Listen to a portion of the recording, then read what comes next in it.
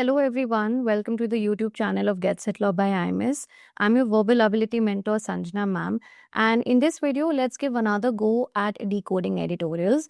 I'd also like to share that I've previously done a video on editorial reading, so you could just go and watch that video as well, because there I have just sort of broken down the entire passage in a more detailed manner. Today we would do it in a skimming manner because we are now looking forward to upgrading our skills, right? So let's begin with today's editorial decoding. Now, some important key takeaways from today's video would be that this extract that I will be presenting also contains a lot of fancy words. So what better way than to get familiarized with a lot of floral words, and you don't even have to look up the dictionary for their meanings, because I will explain how to decode the meaning of the words in the context of the statement it is mentioned in.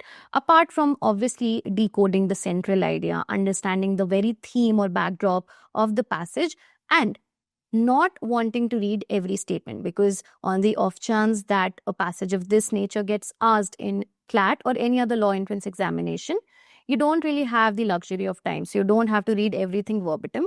You can just choose to focus on the important statements, right? How to identify the important statements is also something that I would teach you today in this video. So let's start going through this. I have extracted this article from the Indian Express. Now, let me give you a brief backdrop.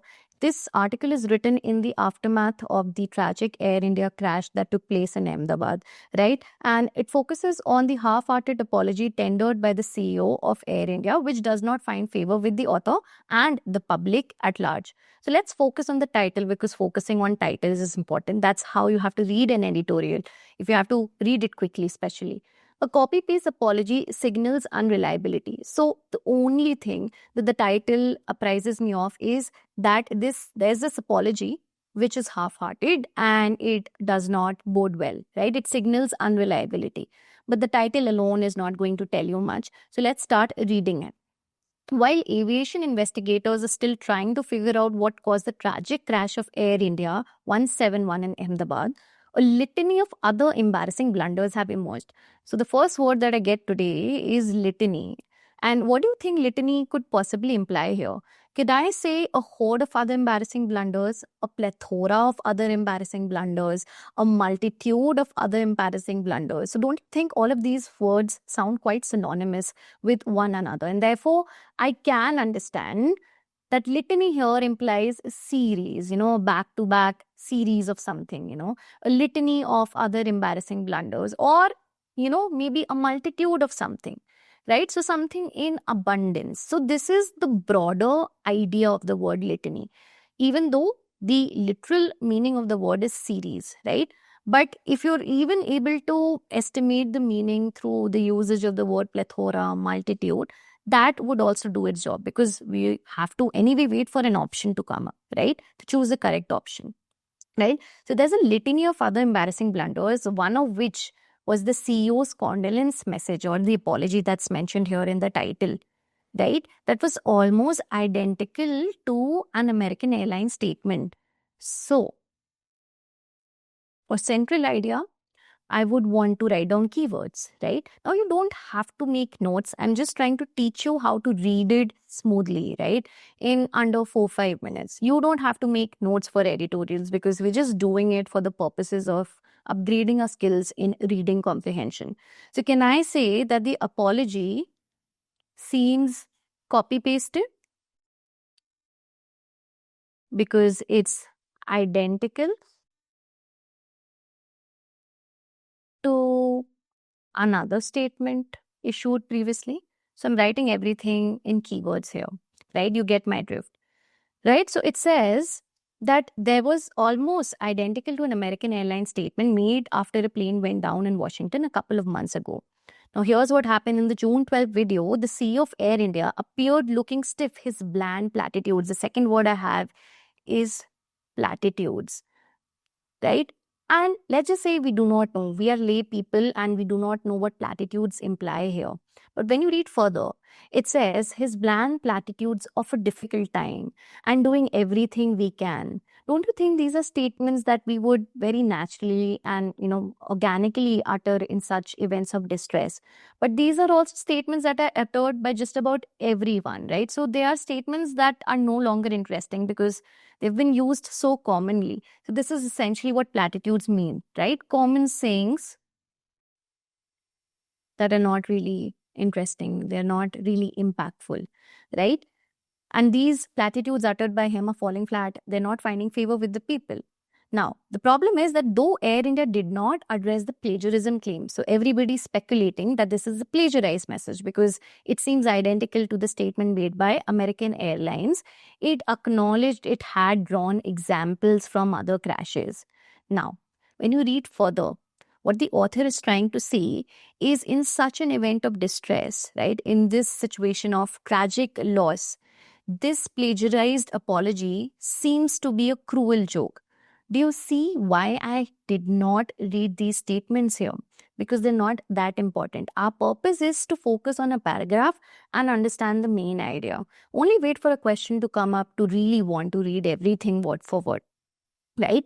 And here, when you read this part here, I'm just sort of highlighting it. It's not merely the lack of originality, another keyword, lack of originality, right? But the bitter realization that even such a disastrous moment, leaders can't be relied on to speak the plain truth or display sincere empathy, right? So could I also say, it says lack of sincere empathy. This is problematic in such an event or a situation, right? And what's worse is there are also speculations that this message seems very Chat GPT, right? That Chat GPT wrote that message, or somebody from the airline actually dug out the American Airlines statement and handed it to the CEO to read out, right? And then I have another word here for you, which is litigious. Litigious, when you read the statement in which it is given, that in today's litigious social media driven world, litigious means prone to bringing legal actions. That's the plain meaning of the word. But again, I'm not wanting to read everything here because it's not that important. I will start reading from this part. The most underused sentences in the English language where I'm sorry and I don't know. Our fears are rarely placated or pacified or appeased or assuaged. I've given you so many words for the word assuaged by phony assurances or hatchet jobs to contain a situation. Hatchet job here implies a bitter verbal attack on somebody, right? So just because you're trying to criticize somebody, that doesn't mean that it could pacify or appease the public in general, right? That's not enough for the people.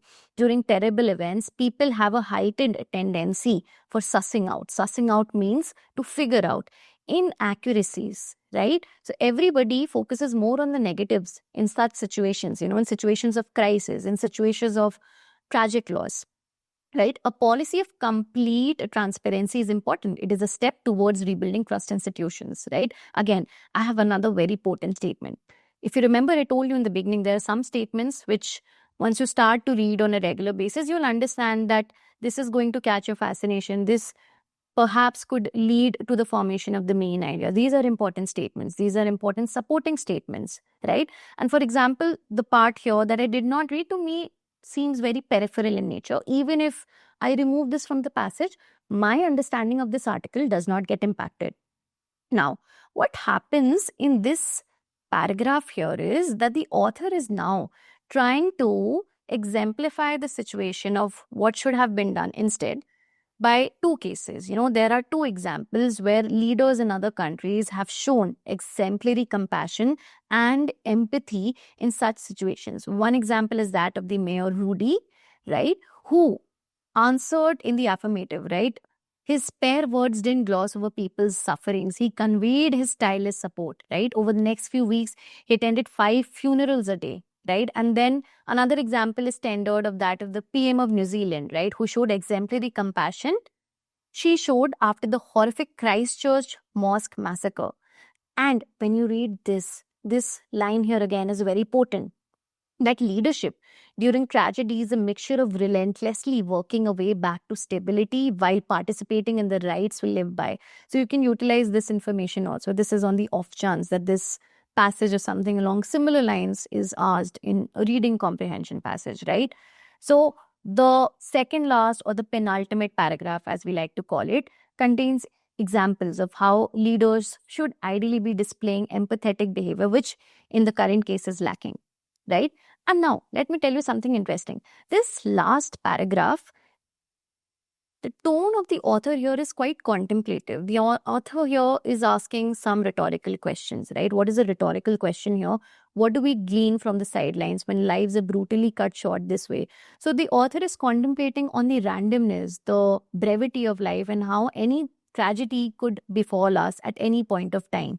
So what needs to be done? What best could be done to appease the people? So do you really have to read this paragraph? Not necessarily, right? Even though I always suggest the students to focus on the concluding paragraphs, but that's most of the time, not always.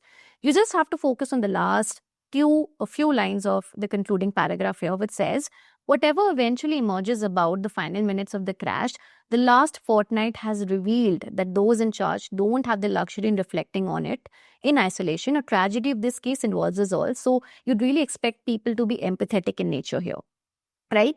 This is all that the passage is about. This is the central idea decoded, right? That the apology tendered is half-hearted, it lacks originality, and in such an event of distress, it is expected of our leaders to be really empathetic, right? To appease us in better ways and not just utter platitudes. So anything formalized along these lines would be the best central idea. So if you understand this much by a plain reading of the article, your job of decoding editorials is done. And then there's so many new words that we have learned today: litany, platitudes, right? Contemplative is a word which I've also taught here. Litigious is there as well. So that's all there is to the passage. I hope you've learned how to read it in 4-5 minutes. Stay tuned for more such editorial reading videos to come up. Thank you so much, everyone. Have a great day.